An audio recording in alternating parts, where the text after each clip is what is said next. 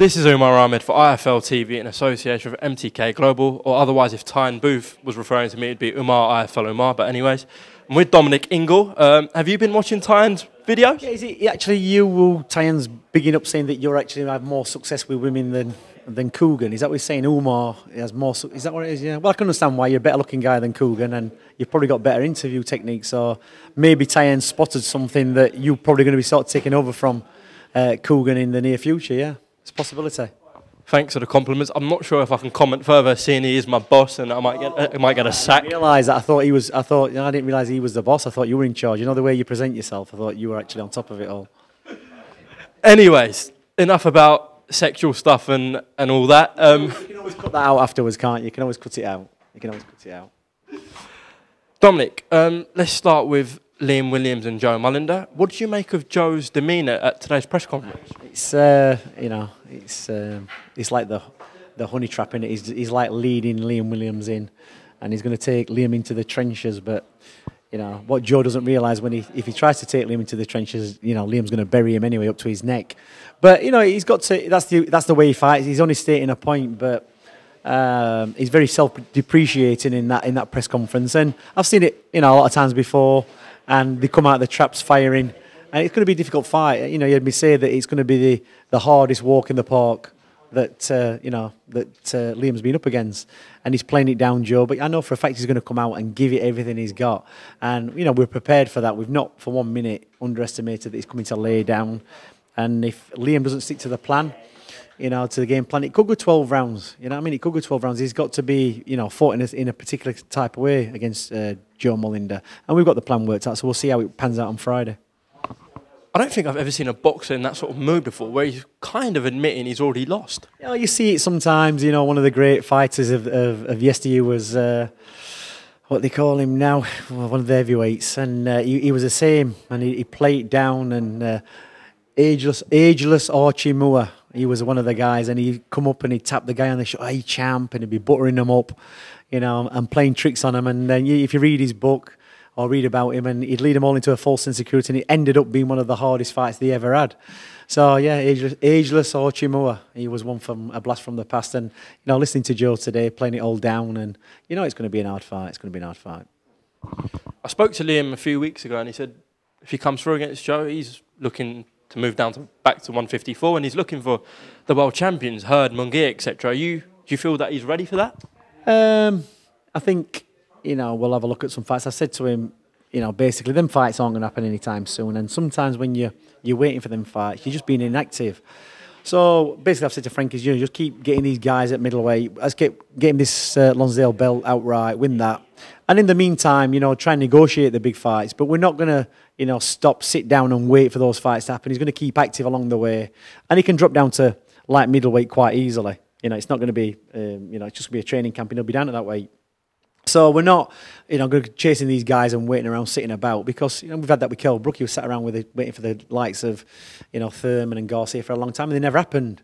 So with Liam, he just needs to take every fight as it comes along, and if them fights can be made, make them, but not be sitting around for months waiting for them fights to be made. Just keep yourself active, keep yourself moving, keep beating everybody in front of him, keep active, and then if them fights materialise, then we'll take them fights. Yeah. How's Billy Joe, Dom? Yeah, Billy's all right. He's like a cat with 9 lives. If you've been reading the fake news of late, that he's had his hand blown off and he's been shot and his caravan's been set on fire and all these things. It's hilarious. So he's all right. We're just just trying to get this date nailed down and get some kind of confirmation on it. So we should know next week. So yeah, he's in the gym training. Keep moving onwards. But in your mind, you're still preparing for a world title fight on April 13th? Although he had a very inactive year last year, he was always in the gym training and being in camp. Obviously, the fights he wanted didn't materialise.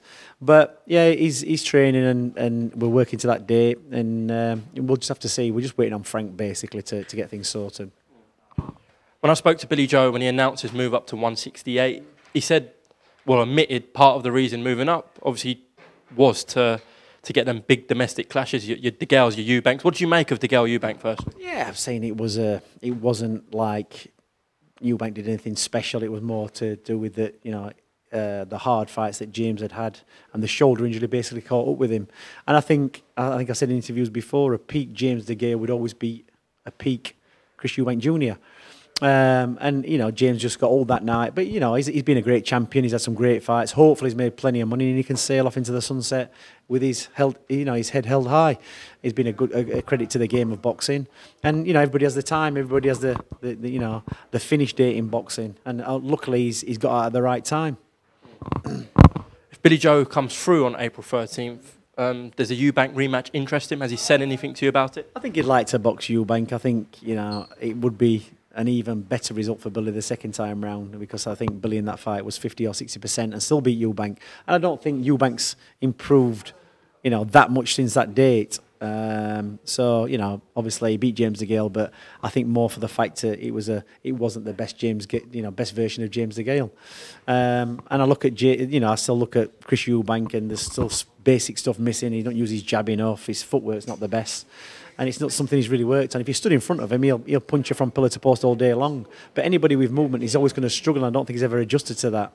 And I don't know if he's worked on his weaknesses. So yeah, you believe it would be an easier fight for Billy Joe this time. Do you think EUBANK's improved though since the first Billy Joe fight at all? Well, I'd say no, because if he'd improved, he'd have beat George Groves, wouldn't he? And you think the next fight, I think Groves had afterwards Smith, and really Smith did what, you know, EUBANK should have probably done. And you got to give credit to Callum Smith. He kept composed, kept to the plan. Obviously, Joe Gallagher worked out the tactics and he beat him. And so really, you know, you would have thought, it wasn't so long ago, was it a year ago, that fight maybe? So, you know, EUBANK's really, if he had improved, he would have had enough to beat George Groves, and he didn't. And like I said, the next fight, or was it the next fight after beating EUBANK that he boxed Callum Smith? I don't know. Something like that. Yeah. So, you know, you see him beating, and he got the shoulder injury. Did he get the shoulder injury? Yeah, he's got the shoulder injury. So yeah, he did that. You know, he beat EUBANK with half a shoulder and got through the fight. And then obviously he had the repair and then got beat by Callum Smith. So I think if EUBANK would have improved, he would have beat the likes of George Groves, because he was on the way out as well. Whose decision was it for Billy Joe to go up to 68? Did you advise it to him, or did he say it? No, I think it's always going to be if the opportunity presents itself, and it did. You know, Frank said there's an opening here, and you know, it's not like Billy Joe Saunders is a small middleweight. He's quite a big middleweight, and he would be able to quite easily move up to the super middleweight limit. I think it's just the opportunity presented itself. It was a world title. And, you know, the opportunity was there. So I think that's what they're thinking behind it. And I think, you know, you can always go back down.